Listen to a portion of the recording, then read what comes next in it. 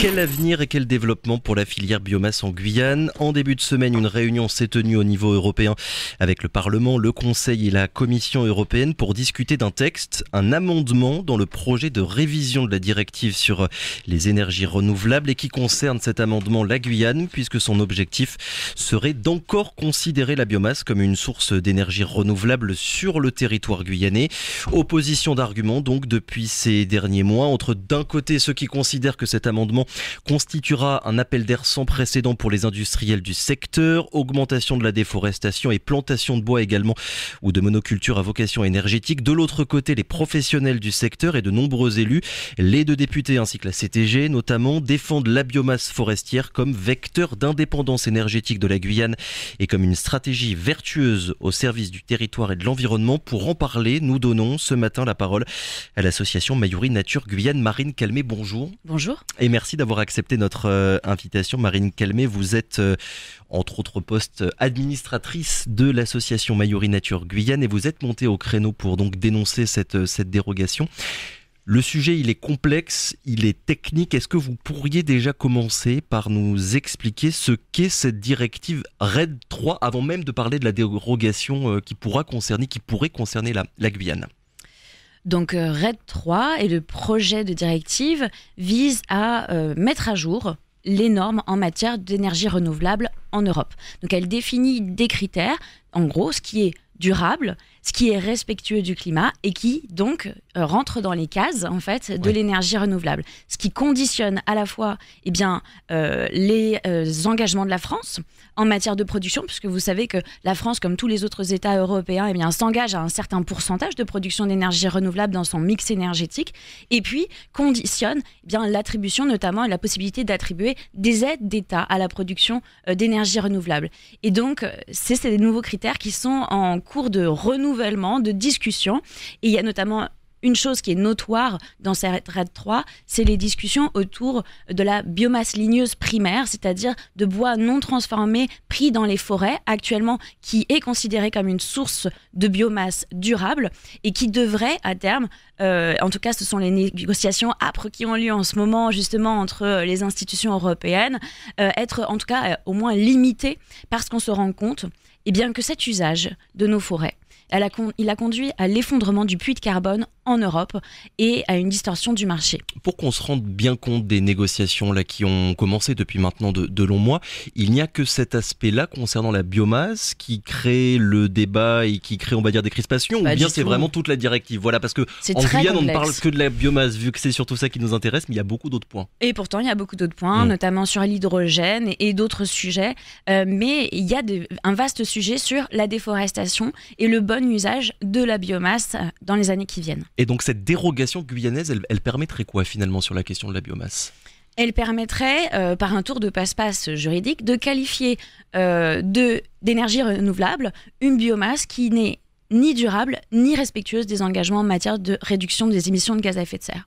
Donc, en Guyane, et par un tour de passe-passe juridique, c'est-à-dire qu'on qualifierait finalement l'usage de biomasse issue pourtant de la déforestation, notamment de forêts primaires ou anciennes, cette pratique, alors qu'elle veut être restreinte, qu'elle va être encadrée beaucoup plus fortement au niveau européen, sur ce territoire guyanais, on laisserait libre cours à ces pratiques-là. Et on est bien d'accord que c'est une dérogation qui ne concernerait que le territoire guyanais. C'est vraiment une dérogation guyanaise. En fait, il y a effectivement une particularité guyanaise, puisque au départ, cette dérogation, elle est pensée pour tous les territoires ultra-périphériques. Et en fait, ont été inscrits dans ce paragraphe des spécificités guyanaises, comme le fait que certaines dérogations sont données uniquement aux territoires couverts à plus de 90% de forêt. Bon, en Europe, il n'y a pas beaucoup de territoires qui sont concernés par ces sujets-là. Et également, une dérogation donnée plus particulièrement et appliquée plus particulièrement au secteur spatial. Bon, pareil, en Europe, il n'y a pas énormément d'endroits d'où on lance des fusées. Donc on ne nomme pas la Guyane, mais finalement c'est bien de ça dont il s'agit. Mais voilà, et c'est ce qui rend les choses aussi complexes, et c'est pourquoi l'association Mayorie Nature Guyane a fait d'abord un gros travail de défrichage juridique pour comprendre justement où voulaient en venir les élus qui ont fait adopter cet amendement. Alors on va revenir dans quelques minutes sur les raisons de votre inquiétude finalement et les raisons du combat que vous avez commencé sur cette question-là, mais d'abord comment est-ce qu'elles se sont passées, les discussions, les négociations européennes en début de semaine lors du trilogue. Donc c'est une réunion avec le Parlement, le Conseil et la Commission européenne pour parler de ce texte. Qu'est-ce qui a été décidé ? Alors malheureusement, et on l'a appris quasiment le jour même, ce trilogue il a été repoussé à la semaine prochaine. Donc les discussions elles sont en cours, elles n'ont pas eu lieu, elles se produiront donc le 14 février, le jour de la Saint-Valentin. Et nous espérons évidemment que du côté de la Commission, eh bien, elle maintienne un cap fort, c'est-à-dire qu'elle maintienne l'ambition initiale qui est de limiter justement cette utilisation de biomasse ligneuse primaire pour conserver l'intégrité des forêts.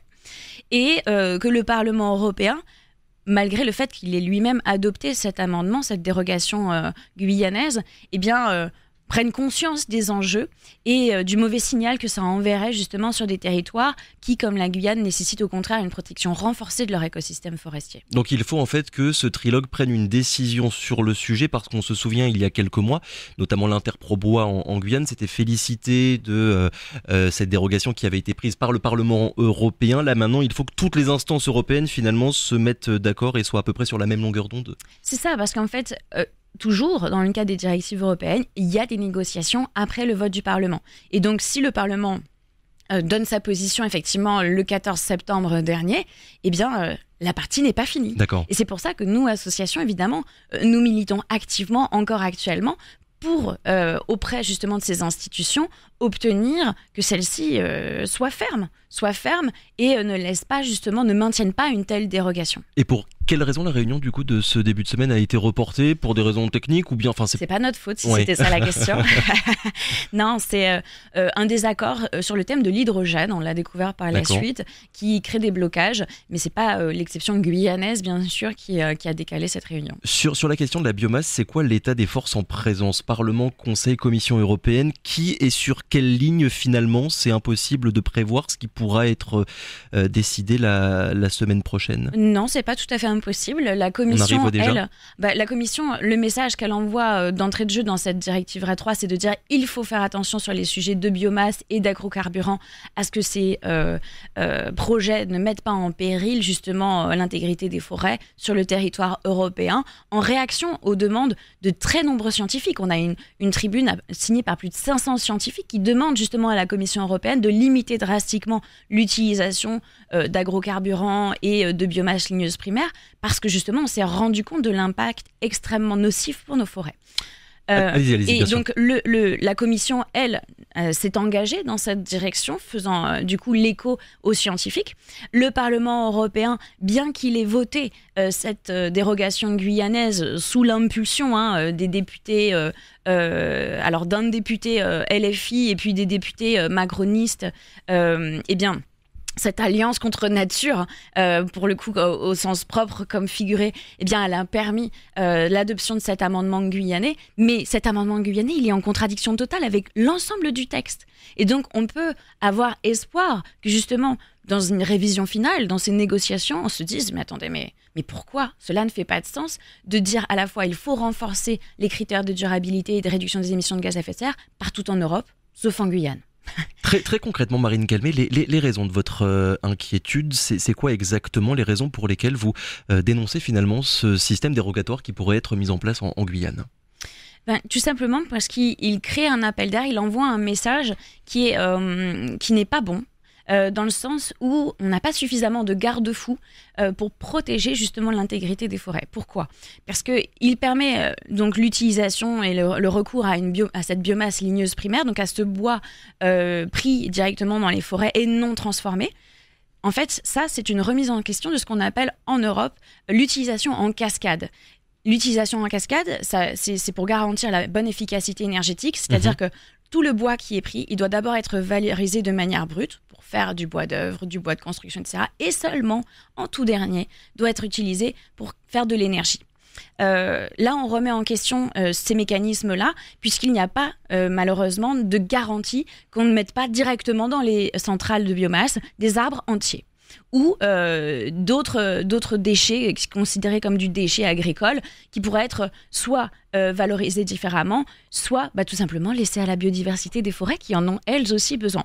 Et puis le problème, c'est l'ouverture d'une brèche en matière d'utilisation de terres qui sont aujourd'hui boisées, transformées en plantation d'arbres ou en plantation à vocation énergétique comme de la canne notamment. Oui, alors ça c'est, voilà, je le précise pour les auditeurs, là on parle d'un autre sujet, c'est un décret, on n'est plus dans le cadre des directives, non, on est toujours dans la directive. Malheureusement, c'est D'accord. aussi prévu dans la directive, c'est-à-dire que dans cette directive, puisque le décret en fait il est pris en application de la directive européenne, il découle d'accord. de la directive. D'accord. Et donc en fait d'abord il faut créer cette exception ou la maintenir là en l'occurrence dans la directive européenne, c'est tout l'enjeu. Planter directement du bois des surfaces pour finalement alimenter des centrales biomasse. C'est bien ça, la fameuse canne dont on entend parler. Dont on entend parler, par exemple, sur le projet de centrale biomasse à Montsinéry, qui parle et qui a prévu un approvisionnement en canne énergie pour justement compléter l'approvisionnement en défriche agricole et en exploitation forestière. La biomasse, Marine Calmet, selon vous, n'est pas et n'a jamais été une source d'énergie renouvelable ?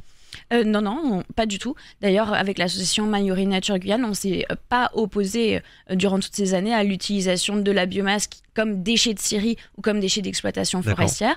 Tant que c'était une utilisation raisonnée et durable, véritablement durable, c'est-à-dire respectueuse de cet usage en cascade, nous n'avons absolument pas montré d'opposition à cet usage. Au contraire. Là, ce qui est en train de se passer, c'est pas du tout le même projet. Sur le changement d'échelle, voilà. Finalement. Là, aujourd'hui, on veut multiplier par 4 la production de biomasse en Guyane. Il y a des centrales qui naissent un petit peu partout et ces projets, ils sont liés justement au fait qu'on va créer cet appel d'air financier, parce qu'il s'agit aussi d'une opportunité financière. Les centrales de biomasse, elles font pas du social. Elles sont là parce qu'il y a de l'argent à faire. Et donc, en fait, le problème, c'est on veut qualifier une énergie qui n'est ni durable, ni respectueuse des engagements en matière de réchauffement climatique, d'énergie renouvelable, parce qu'on veut pouvoir faire rentrer cette production dans nos quotas de production d'énergie renouvelable et faire bénéficier les entreprises d'aides d'État. Et ça risque malheureusement de susciter cet appel d'air parce que certains vont y voir une opportunité financière de pouvoir justement, alors que partout ailleurs ils ne le peuvent pas, de pouvoir en Guyane bénéficier de normes environnementales bien moindres et donc beaucoup plus intéressants évidemment pour eux. Alors justement sur cet aspect-là des choses, sur ce risque que vous craignez, on va dire, d'appel d'air sans précédent pour le développement de nombreuses autres centrales biomasse, il y a le GENERG, le groupement des entreprises en énergie renouvelable de Guyane, qui a récemment assuré que le développement des projets biomasse en Guyane n'était pas infini. Vous ne faites pas confiance aux industriels du secteur et de la filière, Marine Calmet? Alors, mais déjà, je trouve qu'il y a un petit peu on ne peut pas parler de collusion, mais de conflit d'intérêts, en l'occurrence, parce que les personnes qui siègent au GENERG, elles sont aussi directement... ce sont des industriels du secteur. Exactement, donc évidemment, ils prêchent pour leur chapelle. Et donc, le problème, c'est que là, on peut dire ce qu'on veut. Sauf que moi, je suis avocate de formation, je lis les textes. Et là, il n'y a pas de garantie, en fait, que justement, on ait une biomasse qui soit véritablement durable. Par exemple, dans leur communication, le GENERG parle d'une production de canne à hauteur de 3%. Ah bon ? Alors pourquoi est-ce que le décret parle de 15%, 5 fois plus ? Qu'est-ce qui nous garantit, du coup, que justement, il n'y ait pas un accaparement des terres au détriment des agriculteurs, une augmentation des prix des denrées alimentaires, une diminution des surfaces disponibles pour l'agriculture? Eh bien ça, on veut justement des garanties là-dessus. Et c'est pour ça qu'on prend position. On ne peut pas annoncer 3% et demander 15%, en vérité. Il faut dire la vérité. Et il faut être transparent sur le vrai modèle qu'il y a derrière et qui va se mettre en place. Oui, pas une opposition frontale, mais un besoin finalement de garantie par rapport à ce qui pourrait être fait. Marine Calmet, j'ai pas envie qu'on tombe dans l'insulte et la calomnie, mais je veux avoir quand même votre avis sur la question parce que ça dit quand même beaucoup de choses. On va dire ici en Guyane, dès qu'on parle de sujets environnementaux, d'un côté on va entendre de la part de vos adversaires notamment que vous, association de défense de l'environnement, vous représentez une forme de néocolonialisme, que vous ne pensez pas aux besoins des habitants. On l'a encore vu tout récemment, cette opposition politique sur la question de la biomasse entre les députés hexagonaux de la NUPES et les 2 députés guyanais guyanais David Riemann et Jean-Victor Castor qui, eux, mettent en avant le besoin d'en finir au plus vite avec l'insécurité énergétique qui plonge, c'est ce qu'ils avaient dit régulièrement, les Guyanais dans l'obscurité. C'est quoi votre regard sur l'état du débat, Marine Calmet, sur toutes ces questions-là ? Moi, je trouve évidemment extrêmement dommage qu'on retombe en plus dans les travers qu'on entendait déjà sur Montagne d'Or. C'était toujours un petit peu les mêmes arguments. Quand on n'a pas envie d'entendre le message, on étouffe le messager, en fin de compte. Moi, j'ai envie que justement on entende ce message. C'est notre travail. On a fait un gros travail justement de pédagogie. Or là, faire croire que le développement de la biomasse, c'est du social. C'est pour permettre l'accès à l'énergie des Guyanais. Il faut se rendre compte qu'aujourd'hui, notamment dans la directive européenne, on parle essentiellement du secteur spatial. Pourquoi ? Parce que le CNES capte 18% de la production d'énergie en Guyane et que cette dérogation elle est notamment prévue pour pouvoir garantir au secteur spatial son accès à une autonomie énergétique. Donc, il y a 2 centrales biomasse en cours de construction, en projet de construction, rien que pour justement le centre spatial. Donc, dire on va amener l'énergie aux Guyanais, d'accord, mais la priorité, on le voit bien, elle n'est pas forcément là, puisque les centrales, ces 2 centrales-là, elles vont capter la biomasse qui aurait pu servir, pour le coup, à la production des Guyanais. Il y a d'autres centrales qui sont utilisées pour l'électricité des habitants. Oui, et tout à fait. Le problème, c'est que là, on ne parle pas d'une énergie qui sera moins chère pour les Guyanais. Le prix de l'énergie, lui, il va fluctuer en fonction du marché. Par contre, ça comporte des risques dans la production alimentaire. Et l'autre problème, c'est qu'en fait, ces industriels, eux, vont bénéficier d'une manne d'argent public qui ne bénéficiera donc pas aux populations. Et donc, il faut arrêter de faire croire que les écolos sont les colonialistes. Voltalia, les autres entreprises, ils font pas du social. C'est la famille Muliez derrière, c'est Decathlon, c'est Auchan, etc. On n'est pas dans des entreprises, des petites entreprises guyanaises qu'on va favoriser là localement. On est sur des grosses entreprises qui bénéficieront de cet argent public, de cette aide, au détriment justement d'autres secteurs potentiellement. Pour parler, on va dire, de la pertinence plus généralement du développement de la biomasse en Guyane, je vais me faire le porte-voix de l'Interprobois qu'on avait interrogé il y a quelques semaines. Leurs arguments, je les résume, c'est de dire petit 1 que leur manière de travailler, de prélever du bois, comme ils disaient, est vertueuse, rigoureusement encadrée, et petit 2 qu'il n'y a pas d'autre débouché en Guyane pour les déchets des scieries et de l'exploitation forestière. Il n'y a donc que la biomasse selon eux pour récupérer ce qu'on appelle les connexes de bois. Qu'est-ce que vous en pensez, Marine Calmet, sur ces 2 aspects-là ? Mais en fait, la directive européenne, elle ne remet pas en question l'utilisation de ces connexes de bois, en fait, parce que c'est exactement ce que je vous disais au début, l'utilisation en cascade, et c'est ce qui nous a mis la puce à l'oreille aussi, c'est qu'on alerte sur la stabilité, la production des scieries. Mais la vérité, c'est que en fait, cette utilisation des déchets de scierie, elle n'est pas du tout remise en question. La directive européenne, mais pas du tout. Le problème, c'est vraiment le passage d'une utilisation justement uniquement de ces déchets à une production directement destinée à cette centrale, à ces centrales biomasse. Et donc là, on n'est plus du tout dans le même projet énergétique. Et nous, c'est ce que nous dénonçons. Nous ne dénonçons pas l'utilisation des déchets de scierie, absolument pas, ou d'autres connexes. Nous dénonçons l'utilisation de terres qui sont aujourd'hui boisées, qui sont aujourd'hui essentielles à la stabilité des écosystèmes de ce territoire et qui se retrouvent menacées par le développement justement de ces plantations à vocation énergétique. Marine Calmet, merci beaucoup d'avoir été notre invitée ce matin. Je le rappelle donc, administratrice de l'association Mayuri Nature Guyane, avec cette réunion du trilogue à venir la semaine prochaine, mardi prochain au niveau européen, pour discuter donc de l'avenir du développement de la filière biomasse sur le territoire guyanais. Merci encore, très bonne journée à vous. Merci. Radio Pays.